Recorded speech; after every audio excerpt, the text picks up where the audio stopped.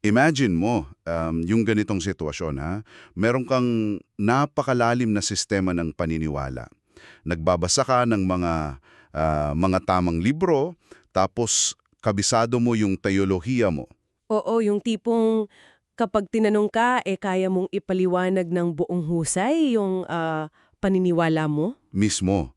Pero sa isang ordinaryong Martes ng umaga, tapos nasiraan ka ng sasakyan papasok sa work, o kaya bigla kang sinigawan ng boss mo sa harap ng maraming bao. Tapos bigla kang magpapanik o magalit, mawawala ng pag-asa tulad ng sino mang tao na walang pinaniniwalaan. Totoo yan, nakaka-relate lahat dyan eh. Bakit parang ang laking agwat, no? Bakit ang dalas mangyari na yung napakalaking pananampalataya natin ay tila walang silbi habang nakapila tayo sa grocery o naiipit sa traffic? Isang napakatotoo at universal na karanasan yan. At alam mo, yung unang reaksyon natin kapag nangyayari iyan ay ang sisihin ng sarili natin. Iisipin natin na baka inaatake tayo ng pagdududa o baka nawawala na yung faith natin. Tama, agad natin tatanungin na, totoo pa ba itong mga pinaniniwalaan ko? Pero based sa mga sources natin ngayon, mula sa isang malalim na text tungkol sa spiritual formation na may pamagat na living confidently in the light, hindi pagdududa ang pinakamalaking kalaban natin ngayon eh. Hindi doubt. Hindi. Ang tunay na kalaban daw, ayon sa text, ay yung tinatawag na panlalabo o dimness. Dimness. Oo, yan yung sitwasyon na hindi naman namamatay yung apoy ng paniniwala mo, nandyan pa rin siya. Pero nagiging tahimik na lang. Ang tahimik, prebado, at nakakulong na gawain na lamang sa loob ng isip mo. Hindi na siya nakikita sa labas, hindi na nakakaapekto sa kung paano ka magdesisyon o makitungo sa iba. At yan mismo ang misyon ng ating malalimang usap ngayon. Kakausapin ka namin, oo, ikaw na nakikinig dyan, dahil gusto naming tulungan kang maintindihan kung paano maiiwasan yung pakiging overwhelmed sa matinding pressure ng modern culture. Gusto nating makahanap ka ng kalinawan. Kasi aminin natin, nakakapagod yung pakiramdam na may pinaniniwala ka, pero yung mismong buhay mo, parang walang ebidensya nung paniniwalang iyon eh. Okay, himayin natin ito. Kasi kung titingnan natin ang point ng source natin, hindi naman tayo nagkukulang sa sinseridad, di ba? Naniniwala naman talaga tayo. O nandoon yung paniniwala. Ang issue ay integration o pagsasama. Yung teolohiya ay naiintindihan ng malinaw sa utak, pero hindi bumababa sa ating mga kamay at paa. Hindi siya nagiging bahagi ng mismong pagkatao natin. Kasi kung talagang naniniwala ako sa isang bagay, hindi ba dapat automatic nang susunod yung action ko? Bakit kailangan pa ng conscious effort para isabuhay ito? Ang nakakamangha rito ay ang isip ng tao ay kayang mag-imbak ng informasyon na hindi kinakailangang baguhin ang kanyang pagkatao. Dito ipinapaliwanag sa teksto natin yung malaking pagkakaiba ng intellectual faith at ng living faith. Yung tinatawag nilang embodied faith, di ba? Tama. Ginamit dito ang prinsipyo mula sa Santiago chapter 2 verse 17 na nagsasabing ang pananampalatayang walang gawa ay patay. Hindi ibig sabihin na walang silbi ang teolohiya, kundi hindi ito kompleto hanggat hindi ito isinasabuhay. Yung aerodynamics. O hydrodynamics ng tubig. Alam niya lahat ng teorya sa utak niya. O alam niya kung paano iikot yung balikat niya, alam niya ang tamang timing ng paghinga, pero hindi siya kailanman tumalon sa pule. Nandun lang siya sa gilid nakaupo, tapos nag-i-explain sa iba kung paano lumangoy. Napakagandang analohiya niyan. 'Di ba? Kasi ang isinasabuhay na pananampalataya ay yung mismong pagtalon sa tubig. Kahit na napakalamig o kahit na may bagyo, tulad nung halimbawa kay Pedro sa text natin, kung saan humakbang talaga siya sa tubig. Pero kailangan din nating linawin yung mekanismo kung paano nangyayari ang pagtalon na iyon eh. Hindi sinasabi ng text na kailangan nating piliting mag-ipon ng mga good works para lang mapatunayan na marunong tayong lumangoy. Hindi siya patasan ng points. Hindi talaga. Ipinapaliwanag dito na ang pagbabago ay natural na bunga ng isang inner transformation o panloob na pagbabago. Ibinigay na halimbawa rito ang isang puno. Yung tungkol sa mga ugat at bunga? Oo, isipin mo kung paano gumagana yon. Hindi mo naman kinukunayan ang mga dahon o tinatalian ng mansanas yung isang sanga para lang magmukhang namumunga ang puno, di ba? Nakakatuwang isipin pero madalos nating ginagawa yan sa buhay natin. Tinatapalan lang natin ng good deeds. Mismo. Pero kapag ang banal na espiritu ang nagbago sa mga ugat sa ilalim ng lupa, binabago yung mismong mga pagnanasa ng puso mo, natural na magbabago yung bunga sa itaas. Bali yung pagtalon sa tubig tulad ni Pedro o yung pag-iwan ni Abraham sa komportable niyang buhay ng walang katiyakan kung saan sa pupunta.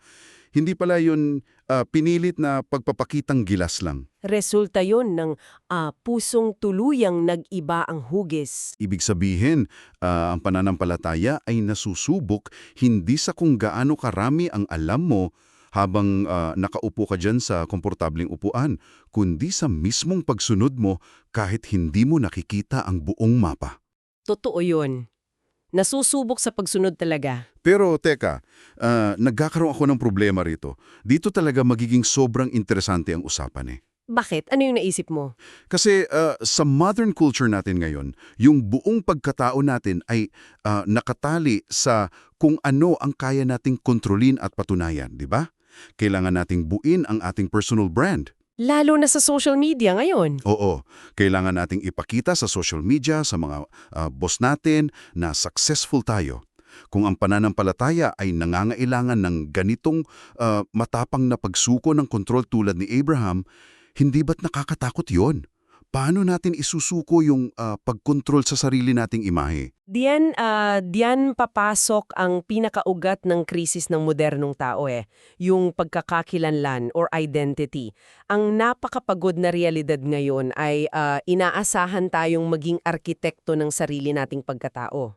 Ikaw mismo ang gagawa ng halaga mo. Oo, ikaw. Paano sa pamamagitan ng resume mo, ng dami ng pera mo o ng opinion ng ibang tao sa'yo. At ang problema sa self-constructed identity na ito ay napakarupok nito Dahil nakadepende siya sa mga bagay na labas sa kontrol natin. Eksakto. Kapag itinayo mo yung pagkatao mo sa kung gaano ka kagaling sa trabaho, ano ang mangyayari kapag natanggal ka o nagkamali ka ng malaki? Guguho ang buong mundo mo. Guguho talaga. Kaya inilalatag ng ating text ang isang radical na alternatibo. Ang pagkakakilanlan ay hindi binuo, kundi ito ay isang regalong tinatanggap.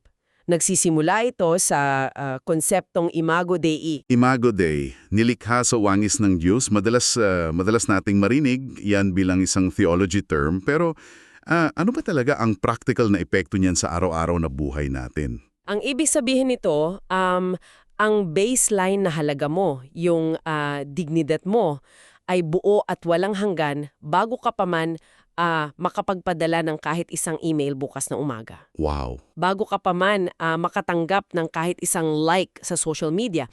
Ito yung malaking paradigm shift mula sa pamumuhay para magkaroon ng pagkakakilanlan patungo sa pamumuhay mula sa pagkakakilanlan. Pamumuhay mula sa pagkakakilanlan. Okay, pero bilang proxy ng mga nakikinig sa atin ngayon, gusto kong questionin yan ng konti. Sige, paano mo kukwestiyonin? Kung tatanggapin ko na lang na ako ay buo na ako ay minamahal na ng walang kondisyon, at hindi ko na kailangang magpatunay ng kahit ano, hindi ba ako magiging tamad niyan? Gets ko yung point mo. 'Di ba? Kung ligtas na ako at secured ng halaga ko, bakit pa ako babangon sa kama? Hindi ba't yung pressure at takot yung nagtutulak sa atin mag-hustle at maging magaling? Kung ikokonekta natin ito sa mas malaking larawan, kabaliktaran ng mangyayari. Ang pagtanggap sa pagkakakilanlan bilang adopted children of God ay nagbibigay ng kalayaan, hindi katamaran. Paanong nagiging kalayaan? Isipin mo, yung pagkakaiba ng isang empleyadong takot matanggal sa trabaho at ng isang anak na alam na tanggap siya ng kanyang mga magulang. Okay. Malaki nga yung difference. Yung empleyado, kikilos siya dahil sa takot at obligasyon. Nakakapagod yun, di ba? Pero yung anak na alam niyang ligtas siya, maglilingkod siya, at kikilos hindi para makuha ang pagmamahal, kundi dahil umaapaw ang pasasalamat niya sa pagmamahal na natanggap na niya. Nawawala yung lason ng pagmamalaki at paghahambing sa iba? Oo, napapalitan ng tunay na kagalakan sa paggawa. Kaya pala, may mga taong kayang haraping ang napakatinding panganib ng walang takot kasi hindi nakataya yung identity nila doon sa resulta ng gagawin nila. Mismo secure na sila eh. Kaya ano ba talaga ang ibig sabihin ng lahat ng ito? Kapag nalaman ko na kung sino ako, na isa akong regalong tinanggap at hindi proyektong kailangang i-maintain, ano na ang susunod? Ano ang gagawin ko sa buhay ko? Dito tayo dadalhin sa pangatlong mahalagang punto natin, ang layunin o purpose. Kapag napahinga na ka mula sa pag-imbento ng sarili mo, magkakaroon ka ng espasyo para tuklasin kung bakit ka nandito. Purpose. Oo. At sinasabi sa text na ang layunin ay hindi mo rin kailangang inventuhin mula sa sarili mong ambisyon eh. Natutuklasan ito sa pamamagitan ng pakikibahagi sa patuloy na misyon ng Diyos. Ito yung madalas tawaging dakilang atas o the Great Commission, di ba? Oo, yung mission na tubusin at ayusin ang mundo. Pero kapag narinig kasi ng karamihan ng dakilang atas, iniisip agad nila mga misyonero sa gubat. O kaya mga taong nagtayo ng malalaking simbahan. Nagbigay nga ng mga halimbawa sa text, di ba? Tama, binanggit doon si William Carey. Oo, si William Carey na nagdala ng edukasyon at pagbabago sa buong lipunan sa India. Tapos si Dietrich Bonhoeffer na lumaban sa malupit na diktadurya sa Germany. Matinding tao na may matinding kalaban. Mga extraordinary na buhay, kumbaga. Oo, doon bumabalik yung tanong ko. Paano naman ako? Ang trabaho ko ay gumawa ng spreadsheets mula alas 9 hanggang alas 5. Kasing halaga ba ng ginawa ni Bonhoeffer ang pagiging encoder ko sa isang opisina? Yan ang isa sa mga pinakamalaking maling akala na itinatama ng text natin. Sinasabi rito na ang misyon ng Diyos ay hindi lang tungkol sa pagligtas ng kaluluwa kundi ang pagtubos at pag-aayos ng buong nasirang mundo. Kasama yung mga ordinaryong trabaho natin? Kasama doon ang bawat ordinaryong bahagi ng lipunan. Nagbigay ito ng halimbawa, isang gurong araw-araw na pumapasok para magturo ng may integridad sa mga bata o isang negosyanteng pinipiling huwag mandaya sa buwis kahit pwede naman sana. At ang pinakagusto kong halimbawa mula doon sa text ay si Brother Lawrence. Yung monghe na nasa kusina. Oo, isipin mo yung sitwasyon niya. Si Brother Lawrence ay isang monghe noong 17th century na ang task lang ay maghugas ng mga kaldero at mga pinggan sa kusina ng monasteryo. Walang glamour ha. Puro sebo, mantika at dumi. Nakakapagod yun at nakakaboring. Totoo, pero natuklasan niya na maaari niyang maranasan ang matinding presensya ng Diyos habang naguhulgas ng pinggan Kasing tindi ng nararanasan niya kapag siya ay nagdadasal sa altar. Bakit? Dahil naintindihan niya na walang ordinaryong espasyo sa misyon ng Diyos. Ang ganda nun. Ang pagiging sagrado ay wala sa mismong gawain kundi sa postura ng puso ng taong gumagawa nito. Napakalakas nun. Pwede mong hugasan ng isang maduming kawali o tapusin ng isang nakakabagot na report sa opisina, tapos sasabihin mong ginagawa ko ito ng may kahusayan at pagmamahal bilang pakikibahagi sa pag-aayos ng mundong ito. Yung mismong action mo na, yung nagiging testimonya, hindi na kailangan laging may sermon. Pero aaminin ko, napakagandang pakinggan nito ngayon habang nag-uusap tayo.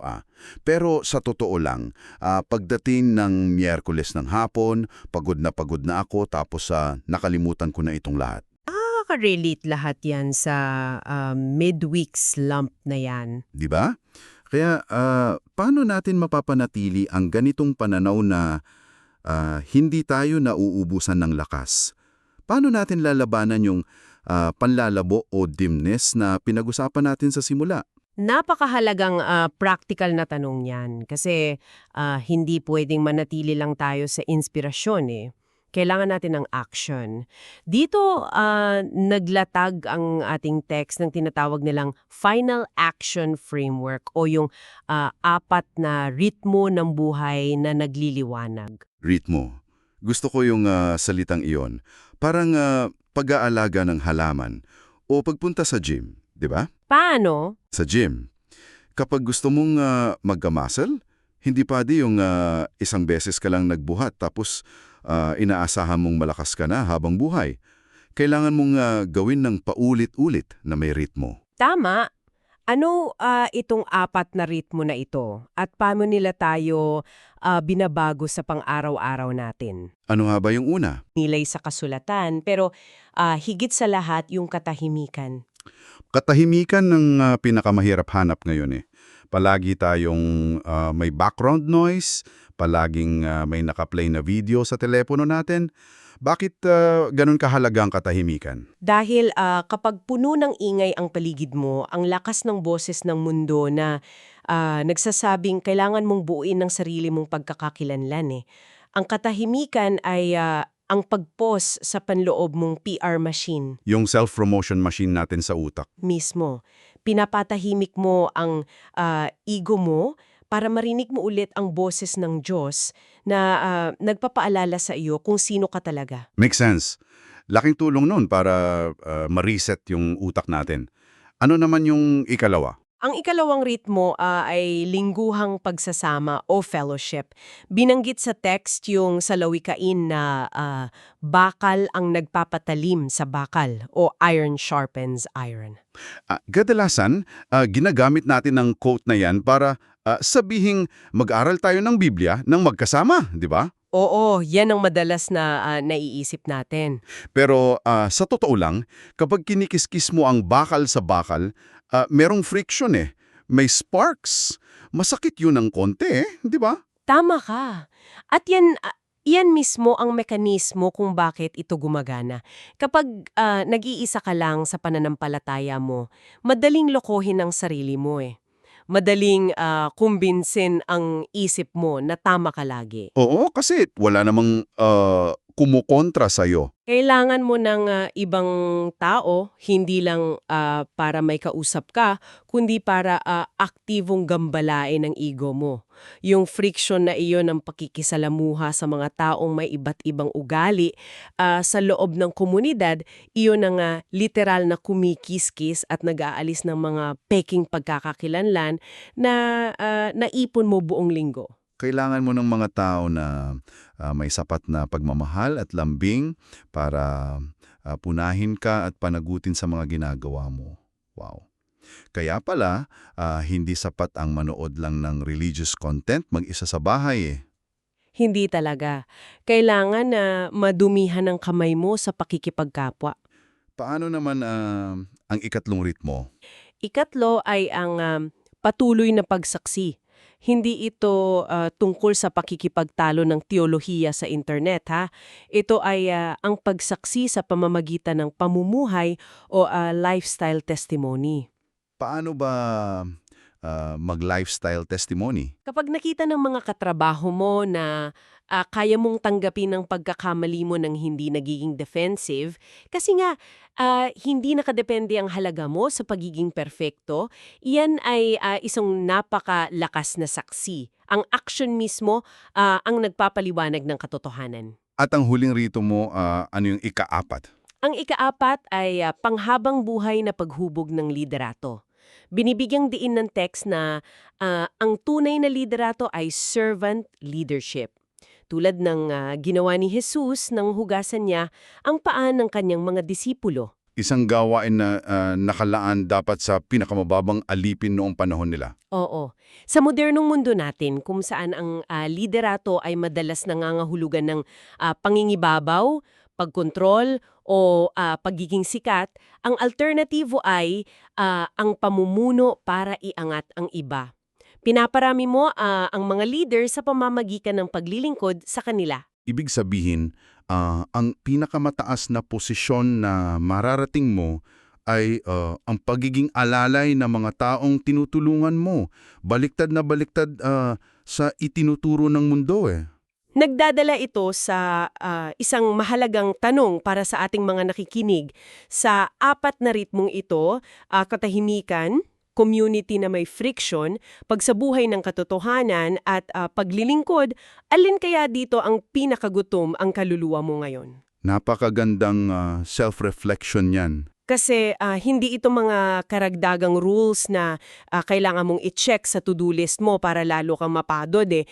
Ang mga ito ay mismong daluyan ng lakas para hindi ka mamatay sa panlalabo or dimness. Ganda niyan. Hindi pa bigat kundi daluyan ng lakas. Kung irarap up natin itong buong masinsinang usapan natin, malinaw na ang kaligtasan o ang pagkakaroon ng paniniwala ay hindi ang katapusan ng kwento natin. Simula pa lang pala yun. Eksakto. Tinawag tayo mula sa kadiliman, hindi para itago sa sarili natin ng liwanag at maging komportable na lang, kundi para isabuhay ito ng nakikita ng lahat. Mula sa nakapapagod at nakaka-burnout na pag-hustle araw-araw para patunayan kung sino tayo, pwede na tayo magpahinga. Ang pagkakakilanlan natin ay regalong ibinigay na eh. At mula sa pahingang iyon, malaya na tayong tuklasin ang tunay na layunin natin. Kahit na nagsisimula ito sa paghuhugas lang ng maruming pinggan tulad ni Brother Lawrence. At habang tinatapos natin ang talakayang ito, gusto ka naming iwanan o ikaw na nakikinig ng isang bagong kaisipang pagmumunihan. Napag-usapan natin na walang ordinaryong spasyo sa misyon ng Diyos pa, di ba? Walang ordinaryong espasyo. At kahit ang mga pinaka-nakakaboring na gawain ay bahagi ng isang banal na misyon. Kung totoo ito, paano nito babaguhin ang pananaw mo? Bukas sa taong biglang iistorbo sa gitna ng iyong napakahalagang trabaho. Oo, yung biglang manggugulo sa schedule mo. 'Di ba?